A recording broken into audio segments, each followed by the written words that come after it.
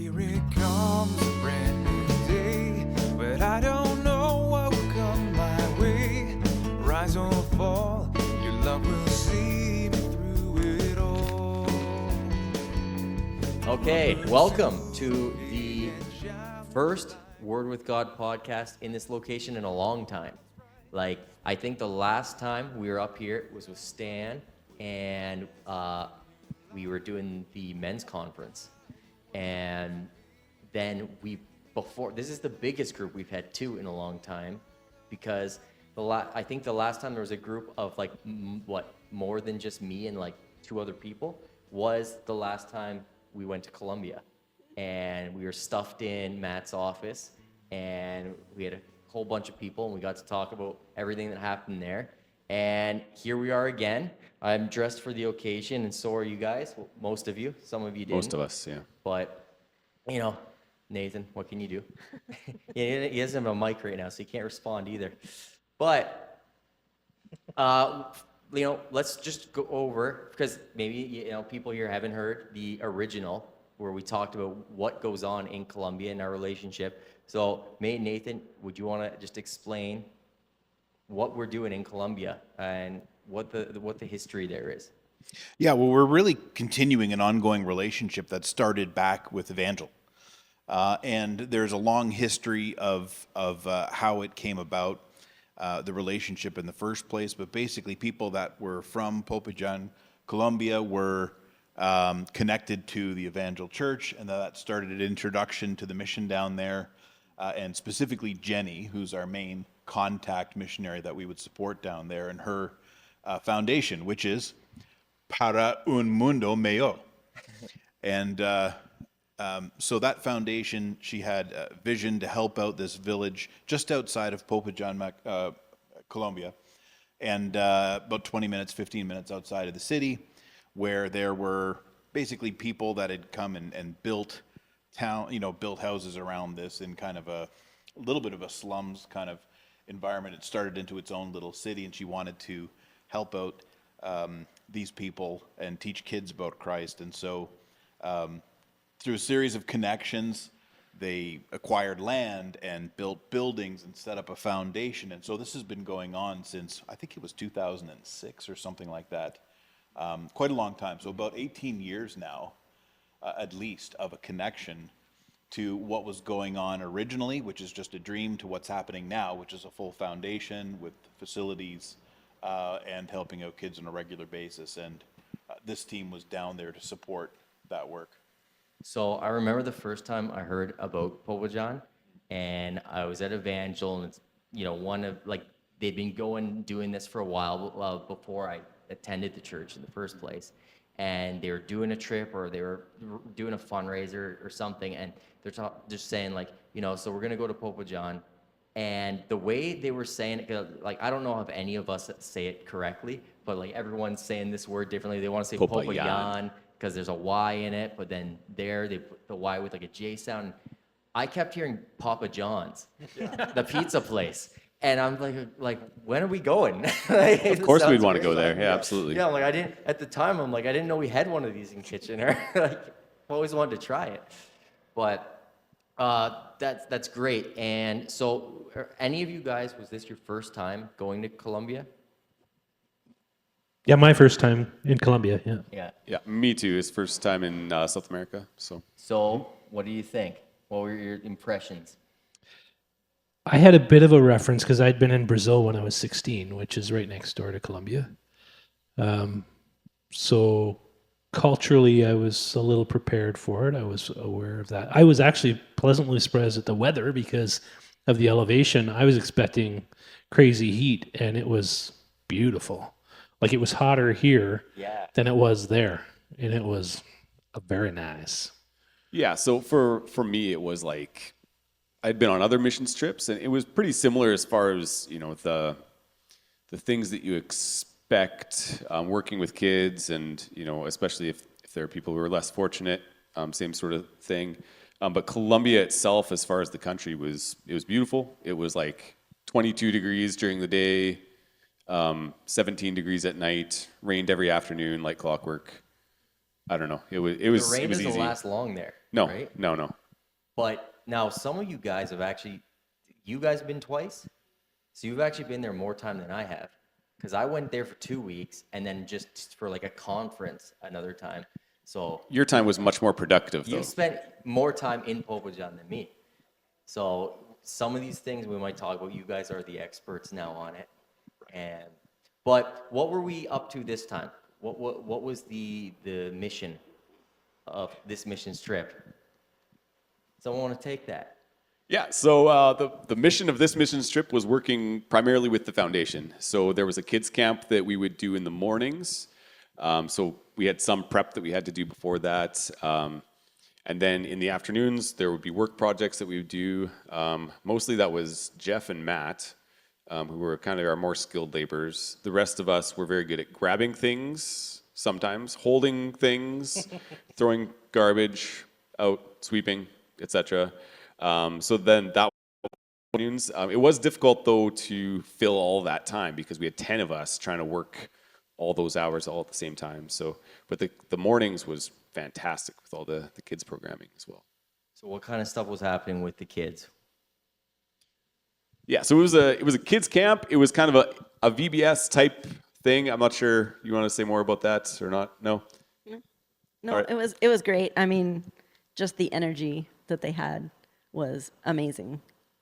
And yeah, it was just great. Even with the language barrier, it's like a lot of them were learning English and wanted to practice their English with us and then, share some things like that. But Yeah, so there were basically we split up our group. There were 4 different groups of kids, as young as three, as young as 3, all the way to like age. I don't know. I think we had a 30-year-old one day, but anyway, I think we had like some kids in their early 20s, and so we split up.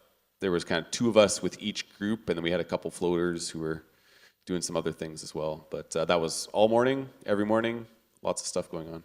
Is there anything that happened with the kids that is something great or encouraging that we'd share with the congregation here that was supporting the trip? Any stories? Any testimonies? Well, I think one of the most powerful things for Dusty and myself, because this was our second time there, is that we could actually see the effects from from the first time we were there a couple of years ago. And in fact, the stories and the testimonies of the impact came after the trip, where last time we went down and built a couple of houses, an addition for houses for some needy families down there. And over the past couple of years, you could see how it impacted that family. And so you had, teenagers that graduated from high school and they held up their diplomas and they sent us a video that said, this was because of our Canadian friends at Verity that we were able to do this. Like without a home, it was impossible for us to even study or do anything. And you guys made this possible. We dedicate this to you. So really, really powerful impacts. You could also see the second trip, the kids that remembered you and the kids that were back again, and them having grown, and some of them still there at the foundation. So that's really impactful. yes, and I didn't plan on which group I was going to be in. I just got put in a group. And there were 2 girls from my group that they remembered me from last year because I just had connected with them last year, even though we didn't do kids programs, but just with them being there at the foundation, just really connected with them. And so that was really, really nice to see that they remembered me, I remembered them. And so then, yeah. And what kind of things do you guys do for like team bonding? Like I haven't been able to go on any of these mission trips because I've always been in Colombia, and since we started doing them, really, I think. And so I know that that's one of the things. I remember saying to you, Nathan, one time when something was falling through, and I said, hey, like we've got a whole bunch of contacts that if you guys need places to stay, they love to take people in and host. And you're like, no, but like one of the big things we want to do is having the team together and having that bonding experience and growing together as a team and sharing. And was there, what kind of things do you do outside of just the mission to, I don't know, have fellowship together or whatever? Well, that changed a little bit for us because our plan going down was to be in an Airbnb, and we would have made all our meals together, and we would have had a proper space to have, more fulsome debriefs and things like that. But just before the trip, like 5 days before the trip, was it? Yeah, they canceled. So we had to scramble and found a hotel, which was fantastic, and it worked out great, except that we didn't have the spot to do the team debriefs that we would have wanted to. I think would have wanted to have done. So there was a lot of meals spent together and card playing at night, and hanging out in there's a little restaurant area at the hotel. There was that, but other than that, we were mostly working, and the days were pretty full. Busy. Yeah. So what were you doing on the actual work on the foundation? What kind of stuff was happening there? Like, kind of briefly mentioned, I think Parker did, but specifically, what's different there now than before? So the construction type work that we did, one of the most visible and biggest changes was lighting. So thankfully, Matt is a licensed electrician, and we were able to purchase a bunch of lighting, LED lights, and we swapped out all the lighting all over the building. So many of the areas of the building were dimly lit, and they have limited funds, and what their function is, their purpose is to serve the kids, right? So the building comes second often, and so the lighting had fallen into some disrepair. So Matt put all 4-foot strip LED lights all through the place and lit it up like a starship. It's amazing. It was funny to watch them walk into the kitchen and like, wow, is everything? We got to clean that because you could see everything now, right? Yeah. So the lighting was a big thing. Ran some more electrical and data cables, so they have a bit of a small internet cafe there for the kids. So Matt ran some more cables, and Arlen and Dakota helped making up new Cat 6 cables and running through the building. One of the big issues was the drainage. So water runs from the property where the foundation is next door, and next door is this family.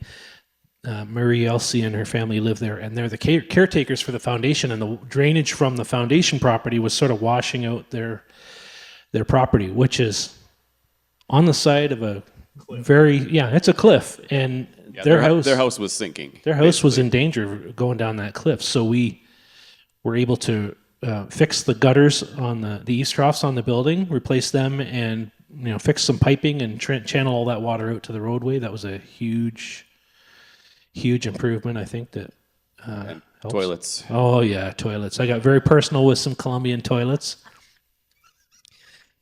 And then you fix Go them. on. Yeah. They have a bathroom facility outside. It's a separate building. And on one side, they had 3 toilets and 2 sinks. On the other, there were 2 toilets, 2 sinks, and a shower. And they were down to 2 working toilets and 2 sinks. So Rebecca and I pulled the toilets apart. We replaced faucets on the sinks.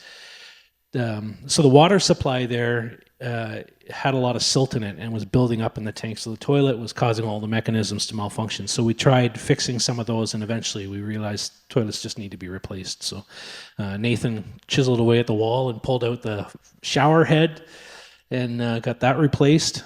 So when we left, they had all toilets, shower, and sinks functioning, which is a huge upgrade for them. Another part of the water management was the eaves trough. So on one big side of the building, the rain would come down, land on the roof, and go anywhere but where the eaves trough was. It could fall through holes and all sorts of things. And then, so a big, huge line section of eaves trough was replaced so that it ran properly down to where the drainage should go out and out to the road. There was a tree blocking the power lines and all sorts of interference on the roof, and Jeff I think he had like a pocket knife and a hacksaw and a whole bunch of will, and he just destroyed the whole tree with this like little hands. You should have seen him go at it. But just clearing the branches away from the power lines and the roof line and all the stuff. So lots of work all over the facilities. Another thing that we did was they have a big, huge play structure for the kids, all made out of bamboo. Yeah, what was the name of that bamboo? Does anybody remember that? It had like a particular name, and they were like, did. if you take care of it, it lasts like 400 years. Yes. And so Anyway, Guada. yeah, that sounds Something. familiar. Something like that. What's Sure. the, Guadua, I think. Sounds good. There was like a Guadua? Park de Guadua near Sure. where I was staying. It was just like forest of bamboo. yes. And Yeah. It's like steel. Yeah, it feels like steel. Like actually, you touch it, it's like this is solid. Did was we didn't build it. It was already built, but we sanded the whole thing down with several other volunteer workers that came in, sanded it all, and then restained it so that it would be protected from And moisture. They put some like bug repellent type stuff that was very, very smelly in there that like kept the bugs out of eating the bamboo, so it would last 400 years. Yep. Man, so there's a whole ton of photos. Someone was taking lots of photos. Was that you or Rebecca or what? Like it's all over your Everybody. the Facebook page. If you guys check the Verity Facebook page, people listening or watching this, there's tons of photos. It did look like you were a big hit because I guess you were the tallest guy Jeffito. on the team. I was taller than most of the buildings there. Yeah. Actually, I didn't see anybody taller than me until we got to the airport and the entire country while we were there. Yeah. And it was funny because we're walking around and people are literally doing this as I'm walking by. So my dad came to visit us, and we were in Medellin, which still has like way more tourists and everything. But we were on the metro there, and my dad's 6'2", and he was a full head. Like the next person was up to his chin, so he was just looking out over the whole thing. It's hilarious, just the size differences in the world, kind of thing. But I saw some though. You met some people who were looked like they were up to your hip, basically. Yep. Got some great pictures. What about the food there? What kind of stuff? I did you think guys we eat? knew pretty early on that we were going to be overfed the whole. I've said to people like it was the first mission trip where I probably gained weight. So Was there anything you really liked there that you tried? lots. Colombian specifically. We had a lot of empanadas. The first few days were full of empanadas. Empanadas, pipián. I said nada to the empanada after that. It's like Buñuelos with Yeah. a cheese middle. Like the melted cheese in the middle of a buñuelo. That's No, I don't think I've That ever should be had outlawed. that. But you did get them. You did. You That was his said they're mission, At the yeah. airport or something. Yes. And my favorite fruit was there in abundance. It was granadilla, Oh, which is a Is that the version snot? of it's not fruit. Gross. it's a version of passion fruit, but it's so sweet and so delicious, and it costs a lot to buy in the grocery store here. and they're fun to eat too. Yeah, they're pretty fun to eat. Yeah. and disgusting to Disgusting. watch someone Watch like like horrible. No. I agree. They were very good. There's one that I really like there called guanabana, and it looks kind of like. is that the little white things? They're- No, it's huh? pretty big. Yeah, like just very big. And it looks like when you cook like a chicken breast and it starts to turn all white. That's basically what it looks like. Yeah, we had that in like there was like a drink that they gave us. And it was always at the bottom of the drink, and they were like these chunks of it, Okay. but they were like chewy almost. Yeah, I think Yeah, that's it. Like it was you, interesting. You gotta like Yeah. peel the skin off the fruit, and then like an orange, basically. Like, sorry, but not the orange skin. The secondary skin on each piece, and like open that out, and then take the fruit out from within that. Well, I really like that one, but it's another one that doesn't look good. Yeah, so we had Ricardo with us, which was wonderful, obviously, just as a translator, but also just like seeing Ricardo in his element. So he was like, one day he made sure we all had a Colombiana, like a pop. It's kind of like a mixture of, I don't know, mandarin orange and cream soda, something like that. Tastes like juicy fruit. Juicy fruit. Tastes like juicy fruit gum, Nathan said. And but then the other one was the manzana, which was like an apple sort of drink. That one was really good. The pink one. Postobon manzana. Yeah. Manzana is apple. Oh, manzana. Okay, so postabon. Yeah, did you get to use your Spanish, Dustin? yes, I did. And how did it go? Went pretty well. Into the mic. Yeah. Went pretty well. I had lots of conversations. What about actually on the note of conversations? When I was at the foundation, there were all these women there too. Like it wasn't just Jenny. Can you guys talk with them? Like, what was the relationship with them? Like, what were they there doing? So Jenny has a lot of workers, and so there are paid workers now. One of the programs she started at the foundation. So we haven't really described the foundation yet, but basically it's a building on a property that's kind of walled off in the middle of El Sendero, and that's this kind of slum town that's built up as a little city because so many people kind of moved there and made houses there. And it's kind of like a community center basically, and that's what it functions at. But it's a Christian community center, so they go in, they can go to Jeff mentioned an internet cafe, and they've got a big open room for teaching, and they've got play structures, and they got a garden at the back, and they've got a bathroom, building, and so that's the actual. So it takes a lot of people to run that, and so Jenny has actual. Translators that were there helping us as well. There was a handful of translators, some of them volunteers, and some of them worked with her on her program that she started, which was the Seeds of Life program. And this is very specifically to help kids learn about Christ, after school program, and help them with their homework and just be there for a safe place to go is this foundation. And so there were tutors and teachers that worked with the Seeds of Life Foundation, and they were there helping us as well. Next door, we mentioned that was experiencing the drainage issues from the property. She's kind of the caretaker. Her name is Maria Elsie, and she works all the time. She was doing tons of cooking for us, and we would go over to their house for dinner, for meals, and she would come and work in the kitchen at the foundation and prepare meals, and so lots of volunteers, lots of paid people and teachers and tutors that are associated with the foundation that came to help. Okay. So what I found is that, going to another country, people are super excited to see you because like the rest of the world isn't like, I guess, the Western world or parts of the Western world where you've got people from everywhere here and we're just used to it. Like, if someone even comes into our church from whatever country, it's not a surprise to us. We've got everybody here. But you go to, in this case, Colombia, and specifically into like El Sendero, a very small village. People are just thrilled that someone from another country is there and they want to speak with you.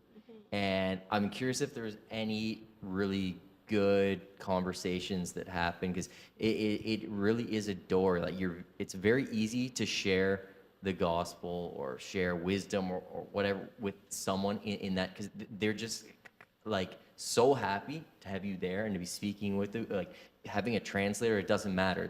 They'll people just like, come on into my house. Like we want to talk with you. Yeah. So, is there any? Particularly, I mean, the biggest barrier to that, so you're right, first of all, it's very much like that. And the biggest barrier is language. Yeah. So they would all come up to you and stand there and smile and use their 3 English words that they knew, and then they would giggle and then they would run off sometimes. So you're either talking to people through a translator, which loses a little bit, but at least you're communicating and they're happy to be communicating. Or you have someone there that has English, and so you'd run into Spanish kids that were really, more advanced in English than anyone else, and they would stick to you like glue, just trying to practice English, and they would follow you around and just to be with you and be able to communicate with you. But we noticed it a couple of years ago when we had more Spanish speakers that they were completely surrounded. Like the chapels, for example, Dan and Seth came with us a couple of years ago, and they were just surrounded the whole time because you've got both things going for you. Now you've got, a white person in your village from Canada who cares about you and is there to help somehow and for some reason, which is mind-blowing to them. Mm-hmm. But they can also speak your language fluently, and so they were just magnets for people, right? Mm-hmm. Interesting. Would you guys be able to share, I don't know, a personal highlight that each of you had while you were there? Why don't we start one side there? Parker can start. Sure. Yeah. So some of the trip was a little bit different for me. So basically, the kids programming was kind of taken care of, and then the teen programming kind of fell to me, which was great. I mean, that's my wheelhouse. So one of the things that happened was they sent me there's all these topics, and basically they were trying to get these kids to follow. I mean, for the most part, there was gospel in there. There was all sorts of good stuff, but they also wanted the kids to like kind of follow just kind of a morality rather than kind of getting their hearts to Jesus first, right? So, like, which is good, right? Like, there are things we don't want kids sleeping around, which was a big concern for them. We don't want people wasting time with certain things, right? And so we had the teens. We kind of went through things like, hey, how should we read our Bible? Or like, when we pray, what are we actually doing here? Trying to get them into relationship with God a little more. So by the end of the trip, though, because I was with the same kids every day, it was good just seeing how, I don't know, accepted. They're not really going to be fully accepting, but like their interactions with me were pretty good as far as the questions that they had, because we also went through reasons to believe in God, right? Like, kind of the idea of, hey, it's okay that the Bible has a logical internal consistency, right? But we also want to have some philosophical ideas, some scientific reasons, moral reasons, as to why they believe in God, and seeing some of them who you thought maybe weren't listening, kind of share some of those thoughts and those ideas, and saying, hey, by the end of it, for me, looking at that group who I was blessed to go and teach, I got to see, hey, they're thinking about this a lot more than I would have expected. One of the problems sometimes in North America is we don't feel like we need God very much, and so I think it was a little bit easier for some of them. It's so different there in that you kind of have like a starting point that doesn't often exist here, that the person already does believe in God.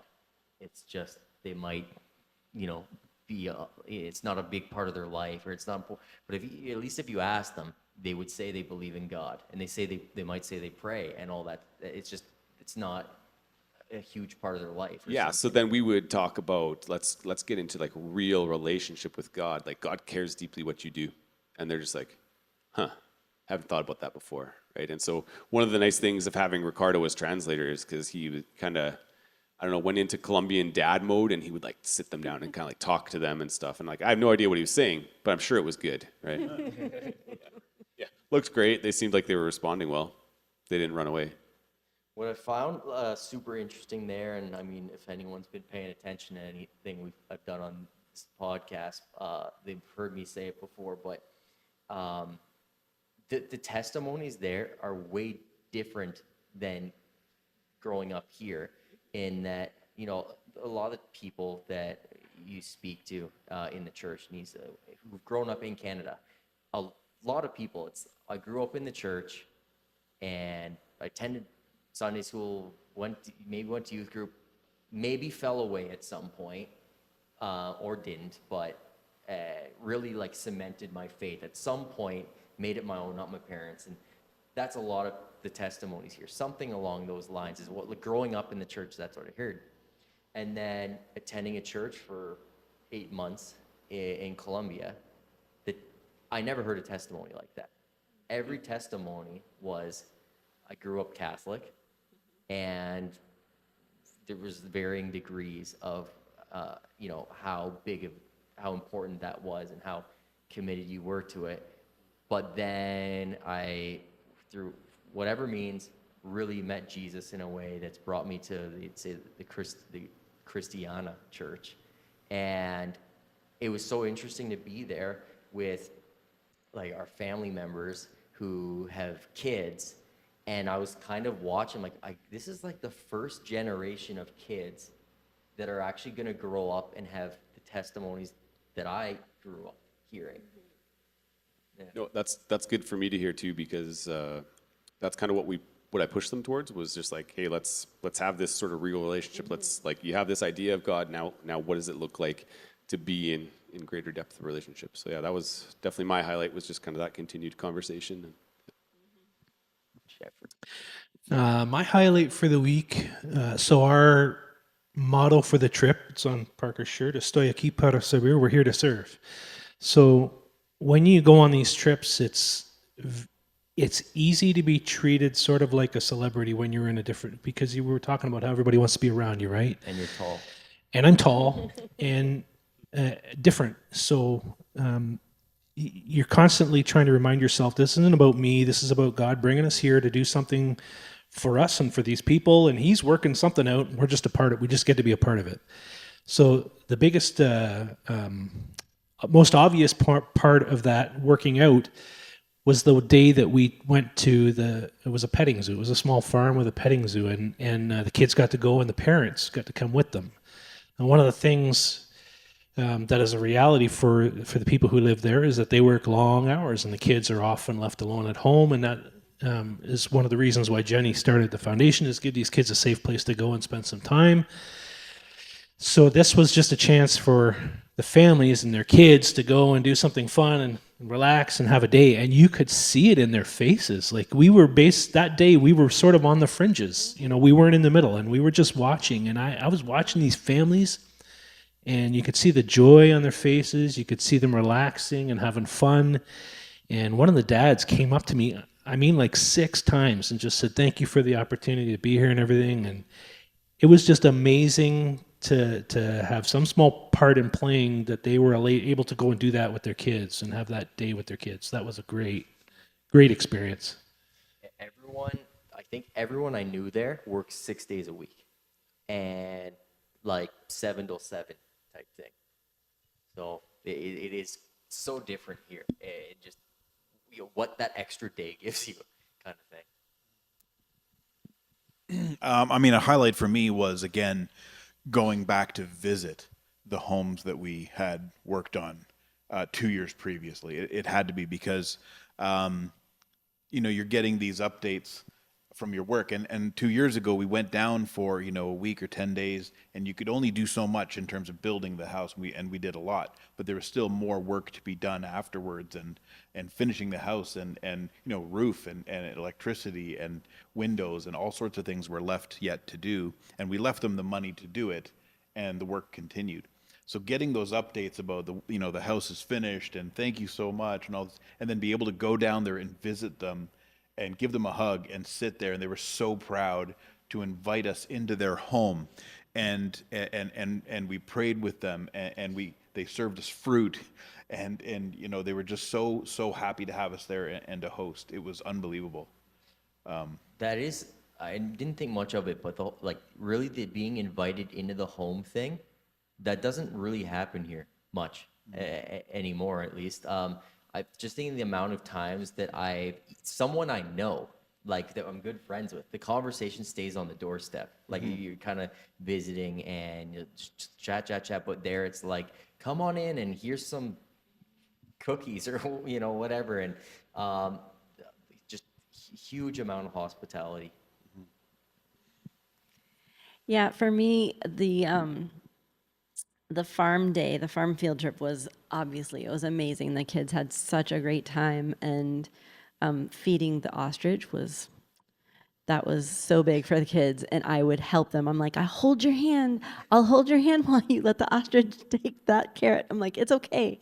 And then this one kid was fighting with it, and the ostrich did bite me, and I'm like, but see, like, it's fine. It's just dirt. It's not bleeding or anything. And so then I was, doing things like letting the ostrich take it from my shoulder. I put the carrot on my shoulder, and the ostrich would come and peck it off, and the kids thought that was just hilarious. And so that's one of my highlights, is just the kids. I really connect with kids by playing with them and showing love by playing with them. And that's something that I noticed with the teens, with Parker too, is like, he's playing with them. He's not just telling them, oh, here's a game, and doing it with them, but it was just the playing with them. And that's when, like you were saying, like, their parents are working like all the time. And so it's not like they necessarily can have, but they're just like, here are these adults, and they're just playing with us.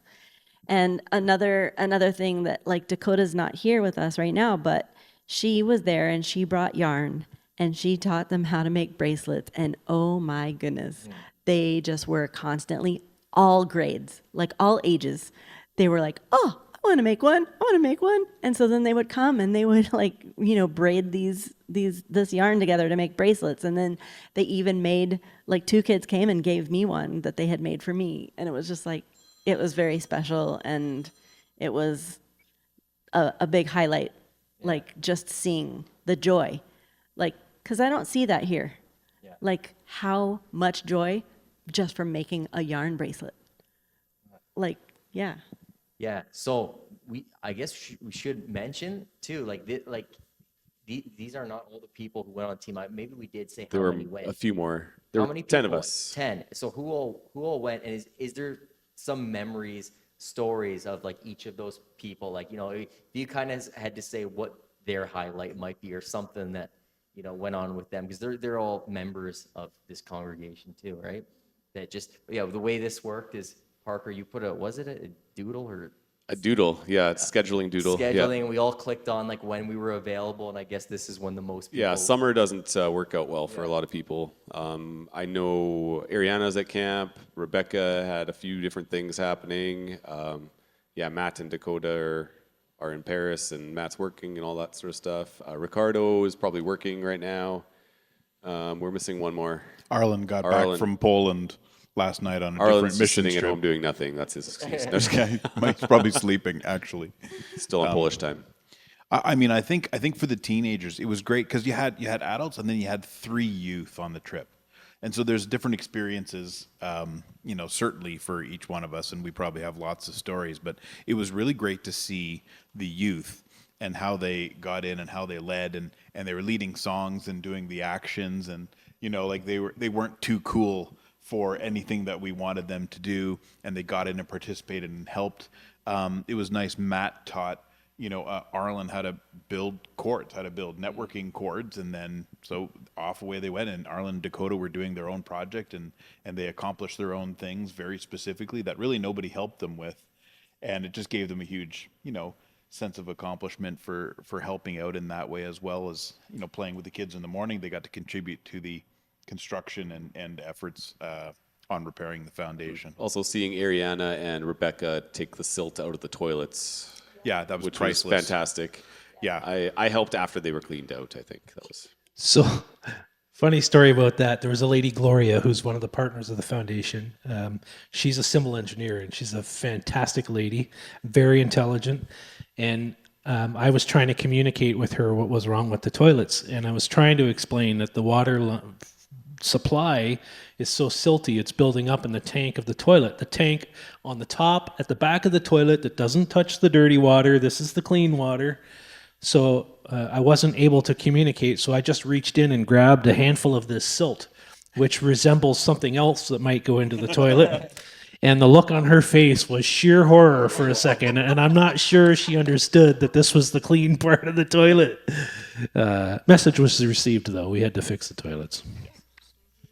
Yeah, and I remember. I mean, I'll always remember Rebecca like walking around the corner with this toilet, just like getting it out. She wasn't scared to get in there and get dirty and sit on the floors. We went in to buy parts at one of the stores, and I was with, I think it was me and Matt that were with Gloria, and we were standing at the counter, and she's explaining what's going on, and I'm holding the toilet tank. We brought the parts so we could show them what we need, and I'm joking around, and I looked at Matt, and I said, "Donde está el bañero? Está aquí." Where's the toilet? It's right here. I'm holding it. And the guy behind the counter looks at me really funny, and then he just broke out laughing. It was pretty funny.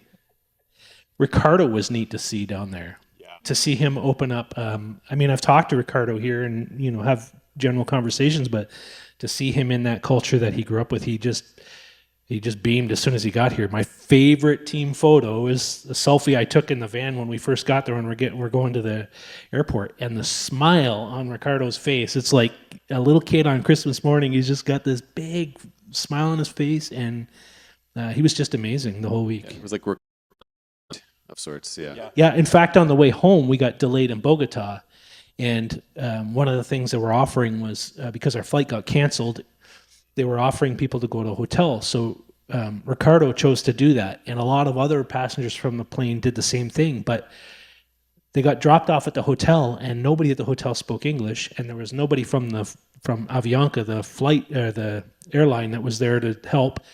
So Ricardo, instead of sleeping, spent 2 hours of his own time helping all these people he didn't know translate with the people in the hotel. and made such an impact to the point that the next day when we're getting on the plane and Ricardo's in the seat, everybody's walking by and he's, "Hey, Ricardo," and fist bumps and patting him on the back. And yeah, amazing. Yeah, and I mean, it was right. It was Ricardo Unleashed, because he was for all of us. So he was kind of like mother henning us all the time, and he was like helping us. And I mean, his daughter helped out a lot, which was great. But he was really alive, and he just hopped into action on a lot of different occasions. And I remember him, at the restaurants and ordering and walking around and making sure everybody had orders and confirming everybody's orders, and here's where we're going to go, and just directing things. I think probably the funniest story was, it was Ricardo translating for some of the advanced topics for teenagers that are more sensitive. That Parker was saying things in English, and then Ricardo had to do the translation for him. And these are like uncomfortable subjects, right? Yeah, this is like your standard teen conversations about sex, pornography, etc., kind of in a youth culture and like, Christian perspective on it. And Ricardo was my translator, so that was great. Yeah, but then he did the other things. I mean, when I was preaching like at the church service on Sunday, he would be translating for me as well too. So he was really all over the whole trip, and just he really made it possible for us. It's wild if you've had this experience where, Nathan, I don't know how much French you know, but you know a bunch, and then Dusty, you know French and Spanish some, or what? But I know there's things that I don't know about you guys where you're at. You said us some Spanish though, right here. So yeah, maybe you're just being humble. Maybe you speak a lot. But being in a context where you're using another language and it's not your mother tongue, and you can get by and you can be capable and all that, and then all of a sudden getting to go back to your mother tongue where everything's that way, it's like coming in a hot day into the air conditioning. You're just like, oh wow, I no longer have to work my way around trying to explain what a chair is. Is like, oh, that thing you sit on when and it's shaped like that, and you're trying to find all the other ways you can describe the thing because you don't know the actual word. And it's like, oh no, I can actually go fill out my prescription now. I can get real technical. Yeah, we would. The teens would often come up and talk to me, and I wouldn't get it. So then they would just yell, "Ricardo!" Or we'd take out Google Translate, which is a wonderful tool. Yes. So, yeah. No, Google Translate's I remember when I first was using it, and it's great. I can type it, and all of a sudden it's like, wait, I can take photos of things and it translates it, and I can push this button, and it'll we can have a conversation back and forth. Mm-hmm. And so that's the plug for them. Sponsored by Google Translate. Yeah. I'd say 10 things off. Is there anything specific that we can be praying for Colombia, for the foundation, for specific people there? Yeah, there is. So I mentioned before the Seeds of Life program that Jenny starting, which is an after-school program that's designed to teach kids about Christ and provide a safe environment. The cost for that is roughly about $1,000 Canadian a month that they're trying to raise, and the bulk of that cost is going to a kid's psychologist that is overseeing the program, because Jenny's got her own work and she's got her own practice that she's a part of, and so this person is there every day, and basically it's about $1,000 a month to run the program. So they have some money that we left behind beyond what we did for the foundation repairs, and we've given them some money certainly for a number of months, but they want to generate ongoing support to continue the Seeds of Life program, specifically to pay for that psychologist to oversee it, and they want to get corporate sponsors to do that, or other people to sponsor as well. So we can pray for that program continues, that kids' lives are changed, and that they're able to come up with the funding to do that.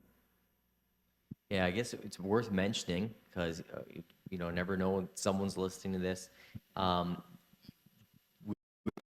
We're here all the time. We're doing the building one right now. We were doing this one for Colombia, but you can still give to Colombia right now. Just because we've gone, we don't shut down that account. Yeah. And so if anyone is feeling that this is something they want to support, you just got to mark it off when you do your giving that it's for Colombia. Yep. And you'll still be supporting them. Anything else anyone wants to add? Yeah, we could be praying for the stamina and strength of the people that are working there, because the foundation is amazing, but it takes a ton of work. Like, one of the reasons I wanted to go was hearing the story about building the house, and hearing about Jenny's background, about how she started this thing. But when you see it in action, there's a lot of work that goes into this. And these people that are running it are pouring their hearts into this place, and they need prayer support for strength and stamina to keep it going, because you don't always get positive feedback. You don't always get a team coming from another country to help you.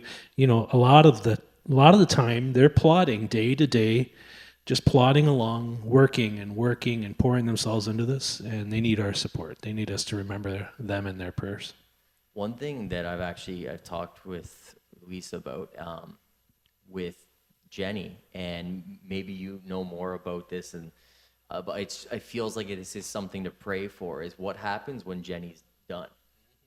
She is a special person in the sense that she has work that she's able to do and still put all this time in there, and have her family and everything. And when she's done, when she's tired, I don't know how long she can keep going for, but what happens after that? It's something we were speaking about a while back, and I'd imagine that would be something to pray for, is if someone else comes in and works for that, or how there could be at some point a transition. I don't know, but it's important work happening there, and it can't end. Yeah, and I think she's got, hope God willing, a lot of years left in her. But I think a contingency plan is going to be. I mean, it's kind of become a self-feeding program. Like, the kids that were in the program before are actually helping out with the program now. Some of the leaders we had grew up in the foundation, because it's now been like years and years and years. They have like right? social work degrees. Oh, that's awesome. Yeah, so there's all sorts of help that has been organically grown, and there's other people that are recognizing the good work that's going on there. And so, like Parker said, social workers and other people that are involved already, corporate partnerships that are partnered with the foundation.